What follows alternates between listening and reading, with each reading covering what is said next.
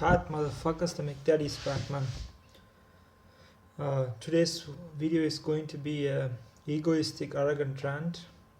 And today I'm going to speak about who taught me table tennis, how I gained the skills with respect to this game. Fat motherfuckers, nobody taught me nothing, motherfuckers. It's all pure hard work. Not giving shit to a lot of naysayers, and not caring and giving a fuck to most of these stupid idiotic coaches who call them coaches all around the world and keep bragging about themselves on internet about how they changed or transformed the lives of young players. For me,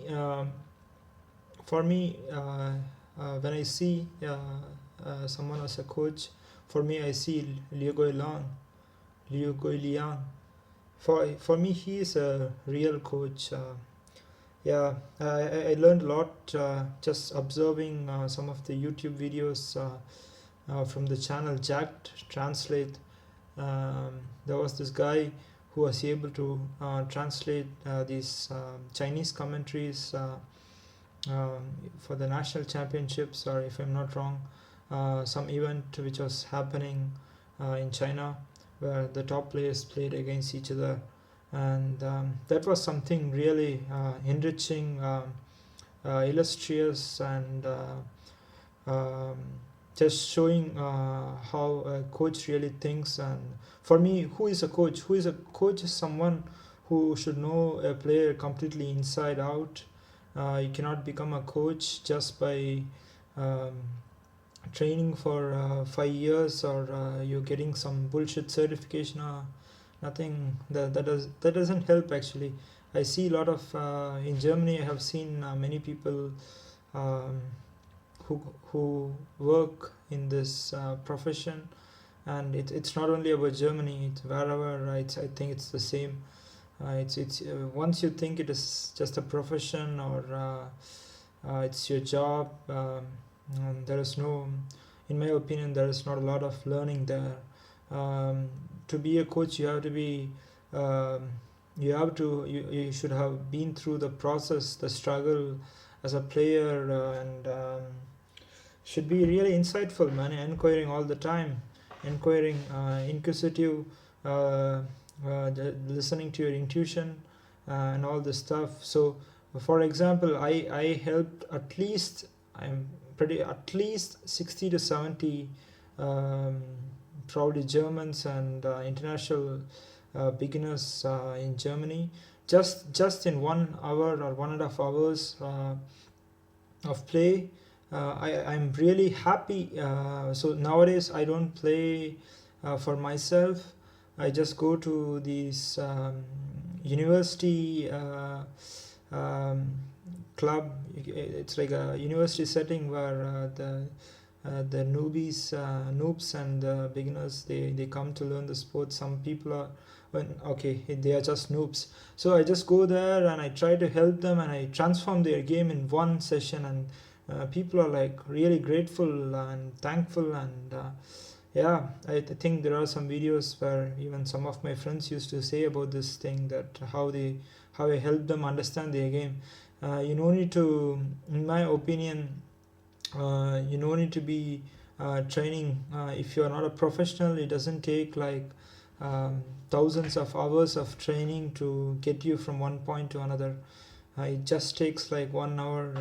It's just about seeing what the player does wrong, and just paying keen attention, man. It's just being attentive, the strong desire, the willingness to help, and being earnest, and being true to your heart, and true to the sport, and being passionate for table tennis. These things are what makes you a coach. So for me, I had to go through struggle. So since I came from India, and I didn't. So it's a poor setting where you are born, and you don't have any opportunity to learn other than going in the field of academics. you don't have any other options or hope. So for me, I saw a table tennis board, a table for the first time around the age of 16 or 17, and I haven't seen anything, or I haven't seen a basketball court till the age of 18 actually. So that was the thing. This is India, man. So the things are hard when you want to learn something. So it's probably you have to learn everything on your own. And for me, the unfortunately I didn't have any opportunity at the time. There was no YouTube, and when there was YouTube, it's just like people from poor countries emigrating to US or other wealthy European nations, where you see that these people are hardworking. It's just a similar case for me. So I just was obsessed with these videos on YouTube. There's a plenty of resources here over here, where people already have put out their heart and soul and explained how to how to improve your technique. And so in table tennis, it's just pure technique. There is a technical difference between Malong and Fonsendong, and Fonsendong and Jujin, and Jujin and Jangjika, yeah, and Wang Ho, Malin, Wang Lishin. Everyone, there is a hierarchy actually. The people who are in the absolute top, they are infinitesimal. There is a small infinitesimal difference in their technical game, and also maybe with regard to their mental capability, there are some differences. Other than that, nothing much actually. But if you see some player ranked around 20 or 30, there is a huge significant technical leap or gap between the number one player and number 20 or number 30 player. And so in most sports, it's usually about improving your technique to get to a higher level. And actually, in my opinion, in table tennis, it doesn't take a lot of time if you are able to if you're paying attention. Actually, if you're listening, if it's like a library. YouTube is like a library. And so you have to you should be possessed, and you have to keep searching till you find the right material which helps you to learn, and go and practice those things, practice those strokes. And to win, you need to winning is a philosophy.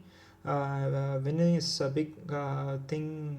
The mental part, that you cannot learn in YouTube. So just from table tennis, you have to learn through philosophy, just looking at who you are, and learning from great leaders who are winners, and try to integrate two or three different spheres together to be successful. For me, at this point of time, my goals with regard to table tennis accomplishments have been achieved way back. And if you don't the videos which I have not which I have uploaded in YouTube, you haven't seen my skill for most part, because I have played against beginners. But don't mistake me, I'm pretty damn good if I play against second league player, third league player, or in that I think I put myself in that zone. I'm easily I'm easily able to get into that level. But now this is not what I'm actually into or concentrating for. This is not an excuse. Doubt me, make fun of me, but just see that one day I will come back, probably after 10 years or something, where you will see me again in YouTube, where I'm going to crush most of these motherfuckers around that range. And you will see who I am. Because what made me today is something is an incident which happened before 10 years. And these things fuel me, these things give me energy. When people doubt me, that gives me energy. And when people ostracize me, that gives me energy. So you will see me back. Actually, you will see me back, definitely see me back after some years, after achieving some goals related to financial stability. And fuck 9 to 5 jobs. Yeah, I don't believe in this kind of things. It is not for me. So I will go and do sit out and do it my way. I'll make some money, and when the financial freedom is accomplished, you will be, maybe you'll meet each other again, not in YouTube, maybe in some new platform, but I'll be there, man. So why I'm making this video is to make one point clear, that it's not your coach. There are what you can really learn from a coach is, um, if he has an open mind, and he has the ability to observe your game and make drastic changes in 1 or 2 sessions. If he is not able to do, if he is not able to flip your game in 1 or 2 sessions, he really doesn't know what he's actually doing. Or if he is not able to give some insight in changing your game, then he's not suitable for the job. He's just doing it as a profession, like how you work in Burger King or KFC or whatever, so that's the thing. So the field of coaching actually comes from within you, through experience, through suffering, through um, not people helping you, and that fueling you to help others. And there are so many other factors which makes a person a good coach. And for me, my coaches are not uh, people who I saw physical in reality. For me, it's just internet. It's Molong, it's Jangjika, um, Timo Boll, and yeah, I just learn from them. I just look at them. They don't communicate to me, but I communicate to them, and I have a vision when I'm trying to improve my game. I have a vision. I see things clearly, in a sense that how my body moves spatially, and how the ball brushes in my racket, and how my body rotates. How I'm just looking at the movement mechanics of what the human body is able to achieve. And yeah, there are 1 or 2 3 glitches where you are not really good, which takes a long time for you to figure out, and that's where you need a coach to help you. um, so there are like 99 things you can figure out on your own, and there's this one thing which is not possible, and that's where the help of coach is needed. um, yeah, that's it. Nah? Vladimir Samsonov doesn't have a coach. Timo Boll's coach is a joke. So that's Wallner doesn't have a coach, and it's mostly companions, friends. At the highest level, you are alone. Actually, the Magnus doesn't have a coach. Yeah, that's the reality, man. So you need to be obsessed, possessed, and that will drive you from one place to another. And I am pretty sure that it will drive me from this place to the next place. Yeah, you will see me somewhere in the future. Bye. Have a nice night.